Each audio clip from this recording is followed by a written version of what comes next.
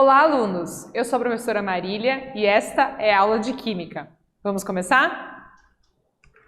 Então, os objetivos dessa aula: identificar e relacionar os diferentes tipos de geometria molecular apresentados pelos compostos químicos, compreender a teoria de repulsão dos pares eletrônicos e praticar o conhecimento com questionamentos.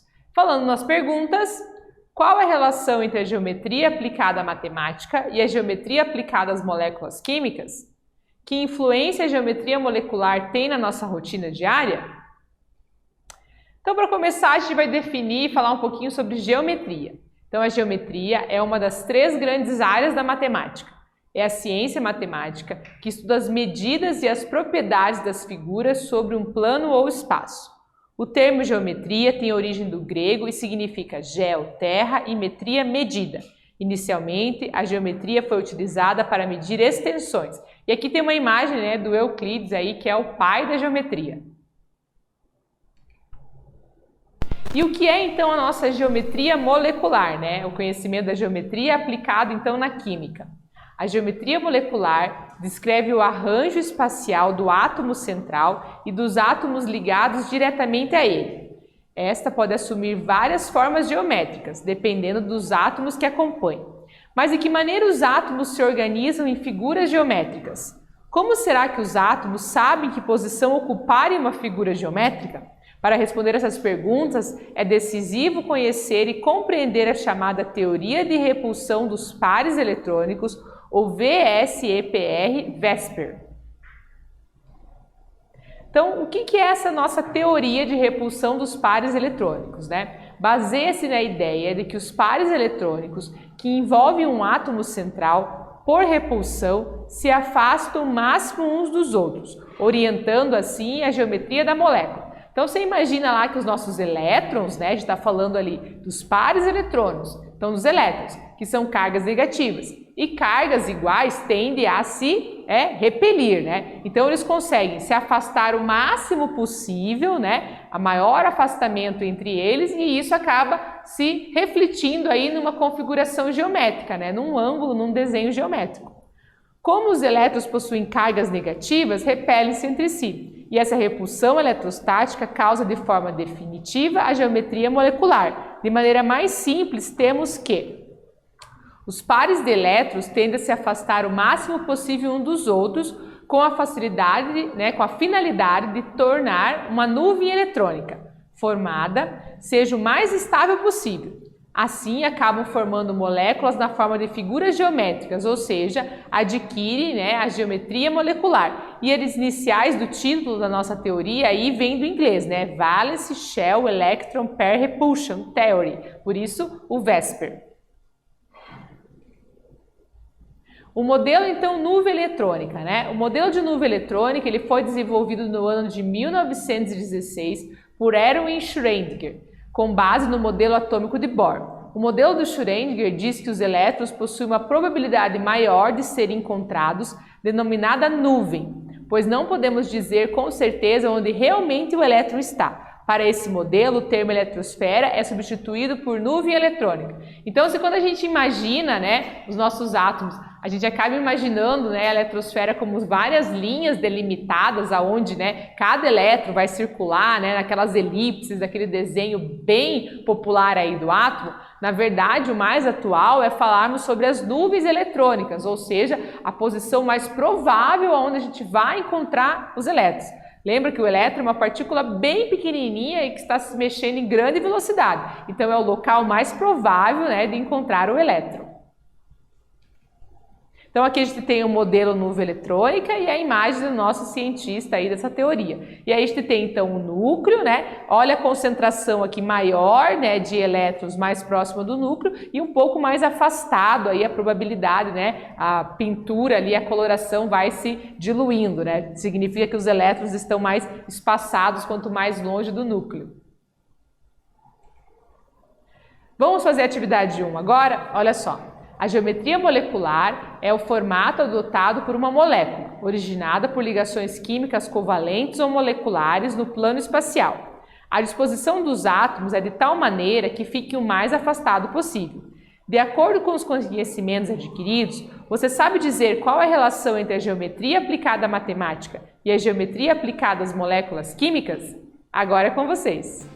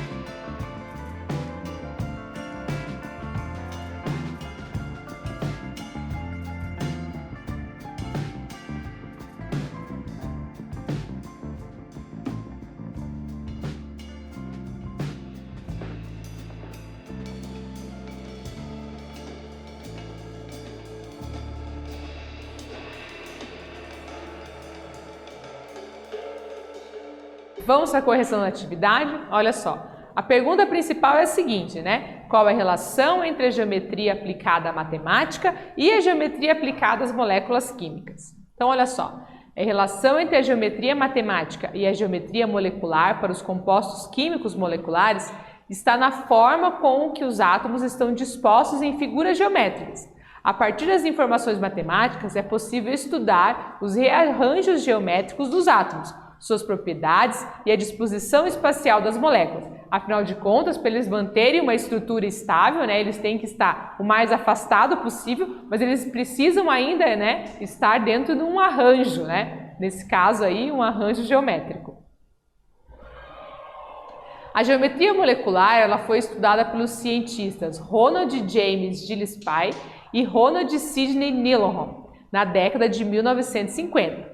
De acordo com os rearranjos espaciais dos átomos que compõem a molécula, formam-se as figuras geométricas que são classificadas da seguinte maneira. Então, linear, angular, trigonal plana, piramidal e tetraédrica. Então, a geometria linear. Nessa geometria, podemos encontrar 2 ou 3 átomos. Assim, para essa geometria, temos duas possibilidades. A molécula formada por 2 átomos, né, que ocorre, por exemplo, aqui no nosso gás oxigênio, no ácido clorídrico, no gás nitrogênio, e aí ele vai formar, então, linear, né, um ângulo de 180 graus.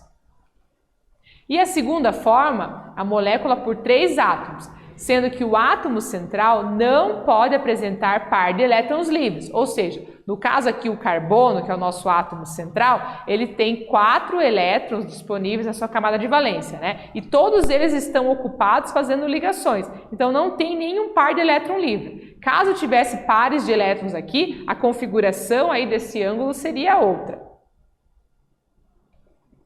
Geometria angular. Para esse tipo de geometria, temos 3 átomos. No entanto, o átomo central apresenta um par de elétrons livres. Então, olha só, acontece na água e acontece, por exemplo, no SO2, né, no dióxido de enxofre. Então, a gente tem o oxigênio, né, ele tem 1, 2, 3, 4 elétrons, 2 pares, né, ele tem 6 na sua última camada. 2 estão ocupados aqui, fazendo as ligações com hidrogênios. Mas os outros 2 pares estão livres. E aí, esses parzinhos livres aqui, desses elétrons, acabam então, né, dobrando essa molécula para que ele fique o mais afastado possível. E aí vai surgir um ângulo, né, que nesse caso é 104,45, é o ângulo aqui que a gente tem nessa geometria angular que aparece na molécula da água.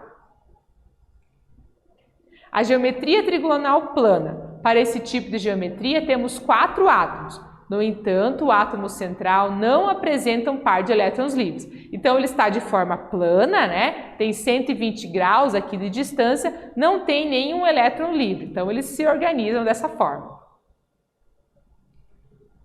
Geometria piramidal. Para esse tipo de geometria, temos 4 átomos. No entanto, o átomo central apresenta um par de elétrons livres. Tá? Então, acontece, por exemplo, aqui no NH3. Então, o nosso nitrogênio tem um par de elétrons livres. Para ficar o mais afastado possível, eles então vão baixar aí a posição desses nossos hidrogênios. E aí ele vai ter um aspecto piramidal, né? Então, vai ficar o nitrogênio mais para cima e os outros 3 aí para baixo. E outro exemplo seria o pH3. Geometria tetraédrica. Para esse tipo de geometria temos 4 átomos, no entanto, o átomo central não apresenta par de elétrons livres. Então, não tem par de elétrons livres, temos 4 átomos participando. É o caso, por exemplo, aqui, né, do CH4, né, do gás metano. O carbono está todo ocupado com ligações e aí ele vai ficar, então, nesse movimento aqui tetraédrico, né, um para cima, os outros 3 para baixo e o ângulo 109,5 graus. Outro exemplo é o H2SO4, também tem essa geometria tetraédrica. Vamos fazer a atividade 2 agora? De acordo com a teoria da repulsão dos pares eletrônicos da camada de valência, os pares de elétrons em torno de um átomo central se repelem e se orientam para o maior afastamento angular possível. Considere que os pares de elétrons em torno do átomo central podem ser uma ligação covalente, simples, duplas ou triplas, ou simplesmente um par de elétrons livres sem ligação. Com base nessa teoria, responda: qual é a geometria molecular do dióxido de carbono? Agora é com vocês.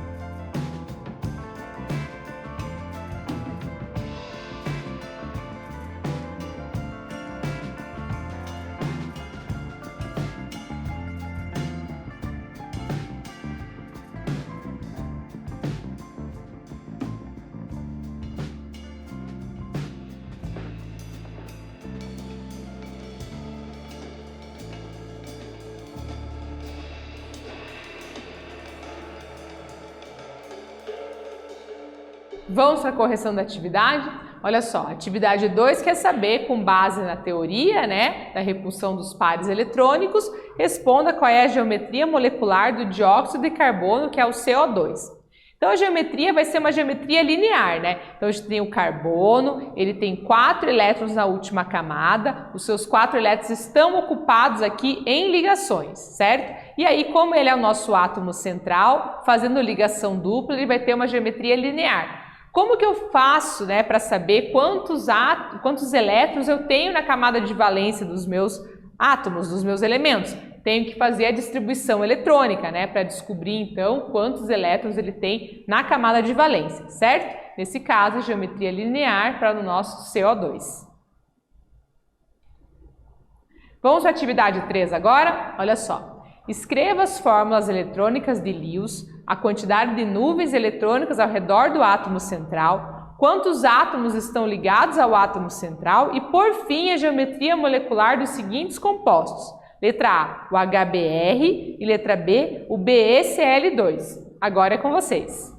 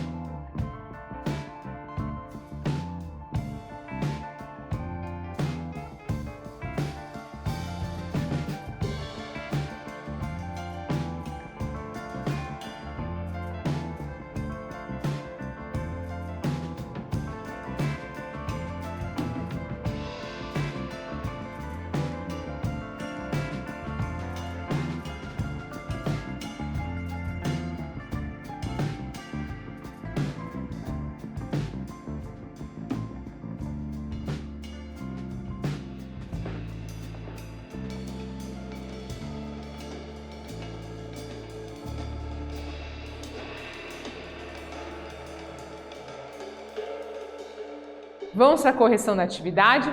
Olha só, o exercício quer a fórmula eletrônica de Lewis, a quantidade de nuvens eletrônicas ao redor do átomo central, quantos átomos estão ligados ao átomo central e, por fim, a geometria molecular de dois compostos, o HBr e o BeCl2. Então, vamos ver um de cada vez. Então, o HBr, a fórmula eletrônica ou fórmula de Lewis é aquela que a gente representa utilizando as bolinhas. Então, o hidrogênio tem um elétron só, tá ali a bolinha para ele, e o nosso Br aqui tem 1, 2, 3, 4, 5, 6, 7. 7 elétrons, precisa de mais um para completar o octeto e fazer uma substância estável. Então, fórmula de Lewis, ok. A geometria molecular, nesse caso, é linear, né? A quantidade de nuvens eletrônicas é uma molécula diatômica, ou seja, são dois átomos que estão presentes ali. Quantidade de átomos ligados, né, ao átomo central, não há átomo central. Então, nesse caso, como ela é linear e temos só dois elementos, não temos um átomo central nessa molécula. Vamos ver a B, né, que é o BeCl2. Então, a fórmula eletrônica, a fórmula de Lewis, a gente está mostrando aqui, então, o Be no centro, ele tem 2 elétrons e tem 2 cloros, né? Cl2, um aqui e outro lá. O cloro tem 7 elétrons, né, na camada de valência, que estão representadas as bolinhas, e aqui, então, circulada as ligações do tipo simples que acontecem entre o cloro, né, e o berílio. A geometria molecular, nesse caso aqui, é linear também. Quantidade de nuvens eletrônicas? Temos 2. Quantidade de átomos ligados ao átomo central, 2. Então, a diferença aqui com o do exercício anterior é que a gente tem 2 átomos aqui, né? Mas a gente tem um átomo central ligados aí, né? Cada um deles com um cloro. Então, as nuvens eletrônicas vão ser 2 e os átomos ligados vão ser 2 também. No exercício anterior, aqui a gente não tem átomo central, né? Só 2 elementos ali que se ligam, então não tinha átomo central, molécula diatômica. E nas curiosidades da química de hoje, eu trouxe para vocês, através do acesso ao QR Code, né, um simulador de geometria molecular básico, que é lá do PET, e aí você pode estar olhando modelos e moléculas reais. Então você preenche lá nos espaços, né, quais são as substâncias que você quer observar, e ele vai te dar, né, a geometria molecular, e você pode estar movimentando essa molécula, observando ela de várias direções aí para olhar ela de forma tridimensional. É bem interessante, principalmente quando você está respondendo exercícios, né, atividades sobre geometria molecular, você pode conferir utilizando o nosso simulador aqui. Né? E o outro aqui também, né, vai mostrar para a gente as simulações e temos também joguinho relacionado aí à geometria molecular também do PET, e você pode estar acessando o outro link através desse QR Code. O que estudamos nessa aula? Identificamos e relacionamos os diferentes tipos de geometria molecular apresentados pelos compostos químicos, compreendemos a teoria de repulsão dos pares eletrônicos e praticamos o conhecimento com questionamentos e atividades. Espero que vocês tenham gostado e até breve!